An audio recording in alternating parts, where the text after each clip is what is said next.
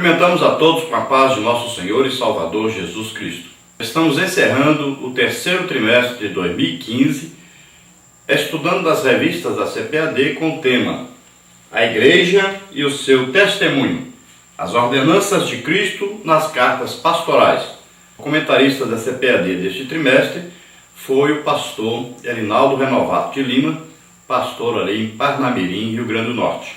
Hoje estaremos estudando a lição número 13, a última lição do trimestre, com o título A Manifestação da Graça da Salvação. Então, manifestação é quando algo que antes não existia passa a existir, ou algo que estava oculto, de repente aparece. Então, se manifesta. Então, nós vamos estudar sobre essa manifestação, a chegada da graça de Deus, que veio trazendo salvação a todos os homens, desde que eles aceitem Jesus como Senhor e Salvador. Então entrarão para esta graça, o favor imerecido.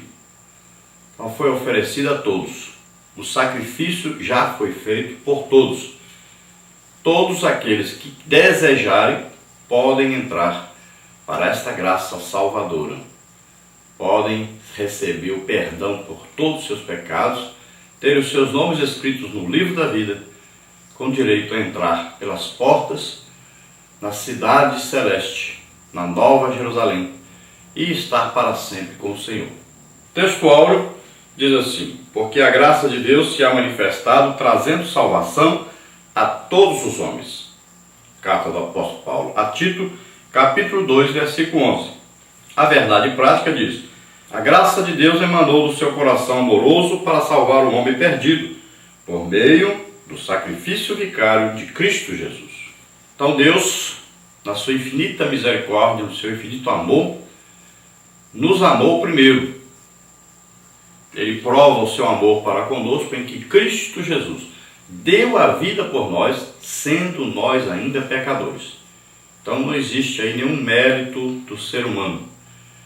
Foi Deus quem planejou, arquitetou o plano da redenção, o plano da salvação. Ele então já fez tudo o que era preciso fazer, enviando o seu Filho Jesus Cristo, que deu a sua vida por nós. Ele pegou todos os pecados de todos nós, que levou sobre ele, morreu em nosso lugar, é um sacrifício vicário. A morte que era para nós, Jesus morreu em nosso lugar.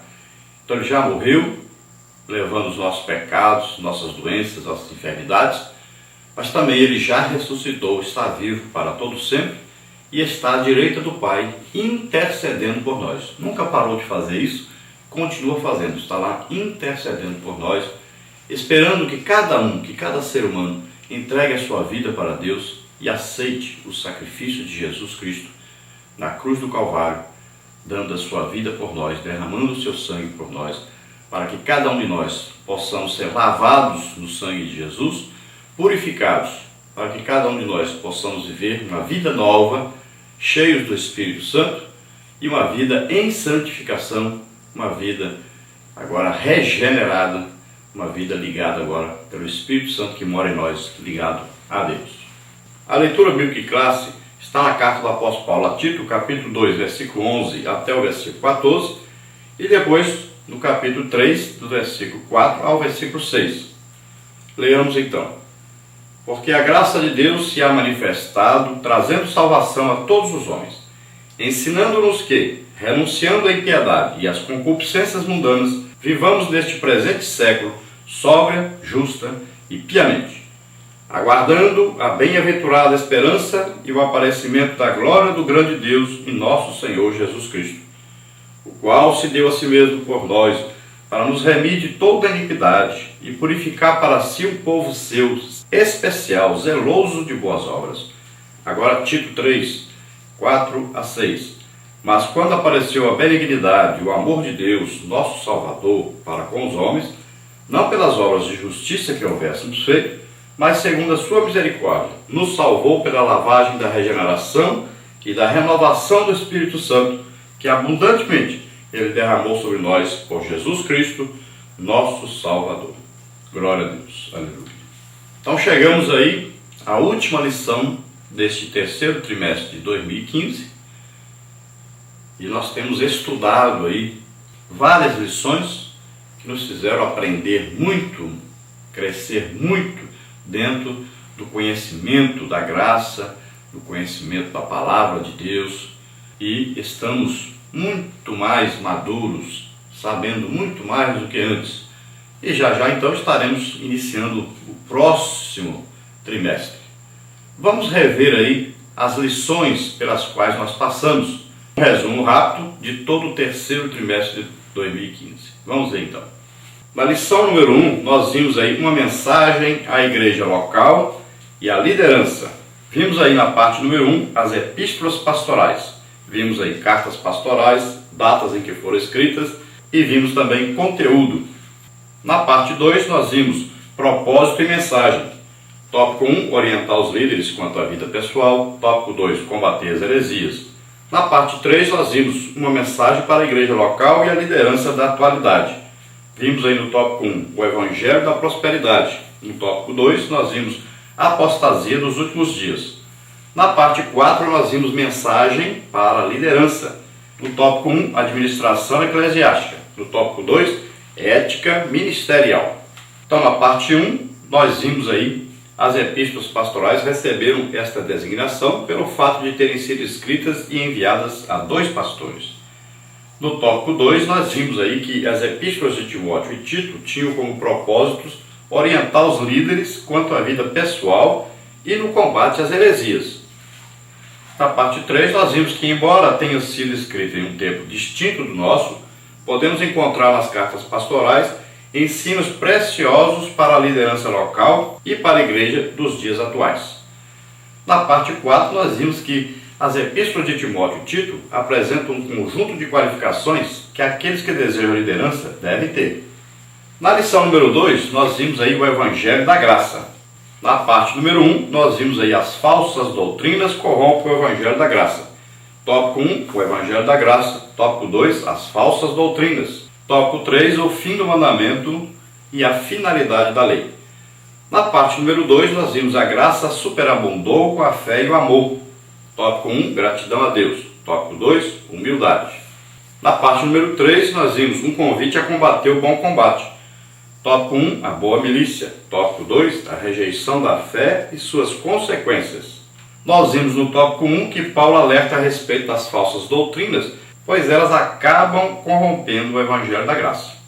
No tópico 2 nós vimos aí que Paulo reconhece que a graça de Jesus superabundou com a fé e o amor que há em Jesus Cristo. E no tópico 3 nós vimos que Paulo convida Timóteo a combater o bom combate, mesmo diante das dificuldades. Na lição número 3 nós vimos aí oração e recomendação às mulheres cristãs. Nós vimos aí na parte 1 oração por todos os homens. Vimos tópico 1 deprecações. Tópico 2, as orações. Tópico 3, intercessões.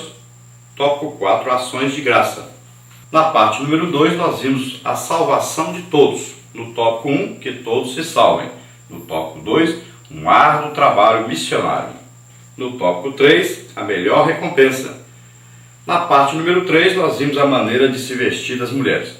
No tópico 1, nós vimos as mulheres na casa de Deus. No tópico 2, traje honesto com pudor. No tópico 3, traje com modéstia. Na parte 4, a conduta das mulheres na igreja. No tópico 1, o silêncio no culto.